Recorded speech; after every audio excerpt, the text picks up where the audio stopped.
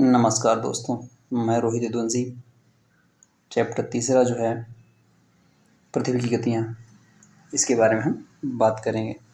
जो ये पृथ्वी की गतियाँ चैप्टर लेके हम आए हैं, बहुत ही बेटर है। इससे डायरेक्टली क्वेश्चन पूछ लिए जाते हैं कि जैसा कि हम जानते रहते हैं कि पृथ्वी की गति दो प्रकार की होती है, घूर्णन परिक्रमण। पृथ्वी का अपने अक्ष पर घूमना घूर्णन कहलाता है। पृथ्वी सूर्य के चारों ओर एक स्थिर अक्ष में पृथ्वी की गति को परिक्रमण कहते हैं। ये चीज़ जो दे रहा है कि चारों घूमने को परिक्रमण कहते हैं। पृथ्वी का अक्ष एक काल्पनिक रेखा है जो इसके सतह से 66 से ही 1/2 डिग्री का कोण बनाती है। वह समतल जो कक्ष के द्वारा बनाया जाता है उसे कक्षी जो वह समतल बात कर रहा है कि वह समतल कहलाता है, समतल कहते हैं। ये चीज़ हम देख चुके हैं। इसलिए इस समय में सिर्फ इसके आधे भाग पर ही सूर्य की रोशनी प्राप्त होती है। सूर्य की ओर वाले भाग को दिन होता है, जबकि दूसरा भाग जो दूर होता है वहाँ रात होती है।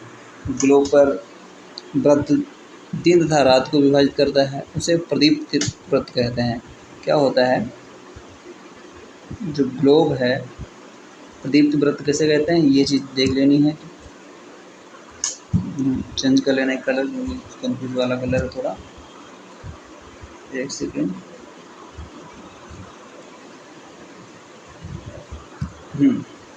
ग्लोब पर वह वृत्त जो दिन रात तथा रात विभाजित करता है उसे प्रदीप्त वृत्त कहते हैं।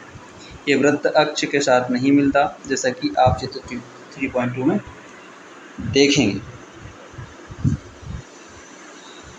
एक चक्कर लगाने में जो पूरा समय 24 घंटे लेती है, कौन पृथ्वी सूर्य के चक्कर लगाने में 24 घंटे समय लेती है। घूर्णन के समय काल को पृथ्वी का दिन कहा जाता है। जो घूर्णन को होता है, ये बात कर रहा है जो घूर्णन है,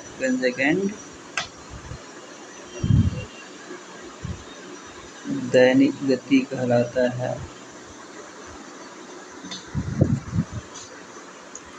पृथ्वी दैनिक गति होती है। ये दे रहा है घूर्णन के कारण पृथ्वी पर दिन एवं रात। अब क्या दिखा रहा है,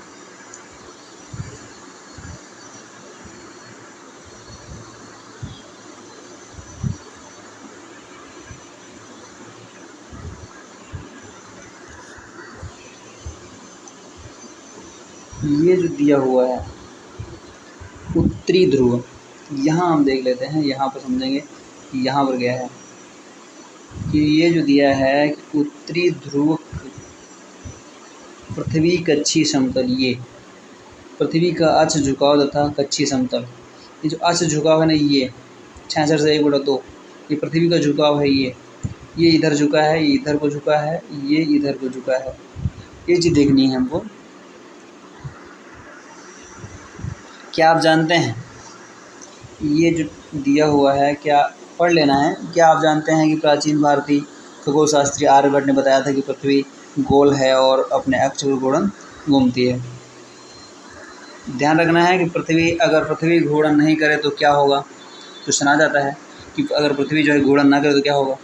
तो कुछ यहाँ पे याद रखना है कि सूर्य के तरफ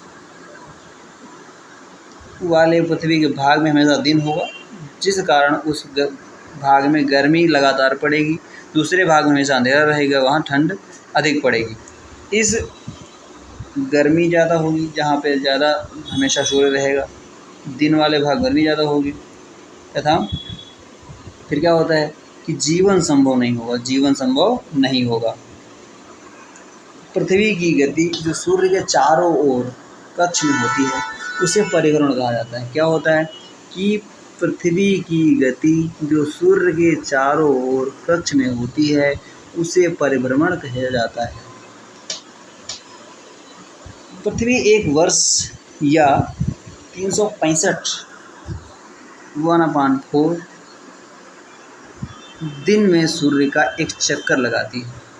हम लोग एक वर्ष 365 दिन का मनाते हैं, 65 दिन का मनाते हैं तथा सुविधा के लिए 6 घंटे इसमें नहीं जोड़ते।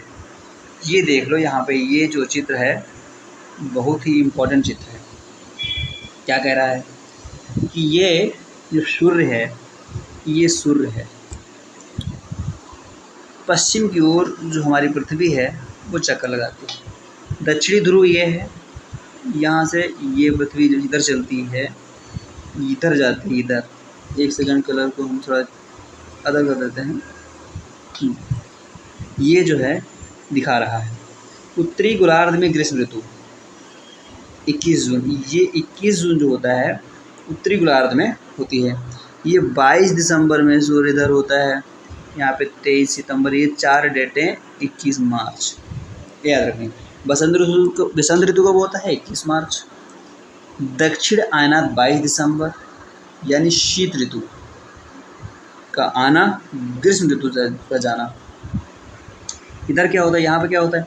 यहाँ पर होता है कि बसंत ऋतु आती है और शरद ऋतु जाती है। बसंत ऋतु, ये जो है बसंत ऋतु यहाँ से आती है, शरद ऋतु इधर चली जाती है। इधर यहाँ से क्या होता है? शरद ऋतु चली जाती है, ग्रीष्म आ जाती है। यहाँ पे क्या होता है? जो यहाँ पे मार्च वाली होती है, मार्च में इधर हम लाते हैं जून में, यहाँ पे ग्रीष्म आ जाता है। ग्रीष्म, गर्मी पड़ने लगती है मार्च में। बसंत 21 मार्च, यहाँ पे और अधिक गर्मी पड़ने लगती है, यहाँ पे जो है और अधिक गर्मी पड़ने लगती है। ठीक है, याद रखना है। बसंत का वो विषुव जो होता है, विषुव 21 मार्च को बसंत ऋतु, 23 सितंबर, 21 जून आना दक्षिणी गोलार्ध पर पृथ्वी का जो प्रकाश हुआ। ठीक है, 4 वर्षों में प्रत्येक वर्ष बचे हुए 6 घंटे मिलाकर एक दिन यानी 24 घंटे हो जाते हैं। इसके अतिरिक्त दिन को फरवरी के महीने में जोड़ा जाता है। इस प्रकार चौथे वर्ष, तो चौथा वर्ष होता है, हम याद रखते हैं कि जब चौथा वर्ष होता है 28 दिन के बजाय 29 दिन का होता है, लीप ईयर, 366 दिन हो जाते हैं, उसे ही अगला लीप वर्ष होगा। समझ रहे हो, ये होता है सिस्टम इसका। ध्यान दीजिए कि पृथ्वी पूरे कक्ष में एक ही दिशा में झुकी हुई है। पृथ्वी पूरे कक्ष में एक ही दिशा में झुकी हुई है। सामान्यतः एक वर्ष की गर्मी, सर्दी, वसंत ऋतु शरद ऋतुओं में बांटा जाता है। ऋतुओं में परिवर्तन सूर्य के चारों ओर पृथ्वी की स्थिति में परिवर्तन के कारण होता है।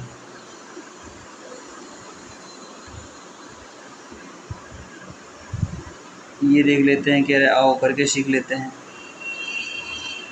तो इसमें ये सब चीज़ें होती हैं कि यहाँ पे थोड़ा ध्यान देने वाला जो काम है, थोड़ा ये क्या कह रहा है, 21 जून जो होता है, 21 जून, ये हम देख लेंगे कि 21 जून उत्तरी सूर्य की तरफ झुका है।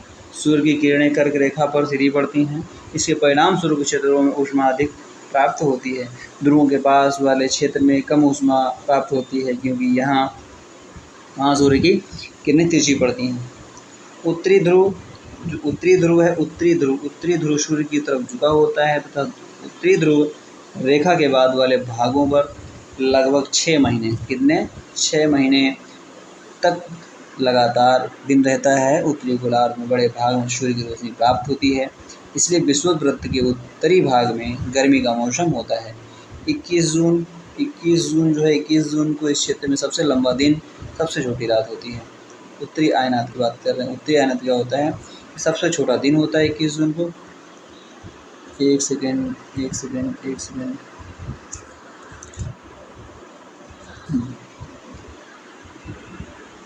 होता है, ये देख लेते हैं। ये दक्षिणी आयनात है, ये दक्षिणी जो आयनात है, दक्षिणी आयनात है। ये चीज़ जो दे रखी है इन्होंने।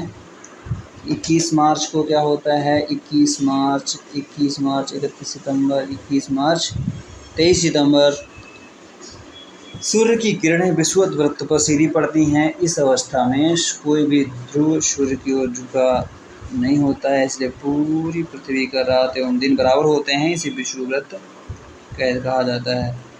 23 सितंबर की बात आती है। 23 सितंबर को शरद ऋतु होती है, जबकि दक्षिणी गोलार्ध बसंत ऋतु होती है। 21 मार्च की स्थिति विपरीत होती है, जबकि उत्तरी गोलार्ध बसंत ऋतु शीतकाल होती है। तो हम लोगों ने पृथ्वी की जो गतियाँ चैप्टर था इसमें बात करी, कुछ खास नहीं था, लेकिन फिर भी हम पढ़ना तो होता है और इम्पोर्टेंट है, ध्यान रखना है, क्योंकि छोड़ना कुछ भी नहीं है। एनसीईआरटी में एक एक पॉइंट नहीं छोड़ना है, एक एक पॉइंट भी अगर छोड़ रहे हैं आप तो अपने साथ धोखा कर रहे हैं, क्योंकि इम्पोर्टेंट बहुत है और इस पर हम चर्चा करते रहे हैं और करते रहेंगे। तो उस चैनल को सब्सक्राइब अवश्य करें और लाइक करें, कमेंट करें और अपने दोस्तों को ज़रूर भेजते रहें, ताकि उनका एनसीईआरटी छूटे ना, उनका भी आपके साथ साथ हो जाए। धन्यवाद।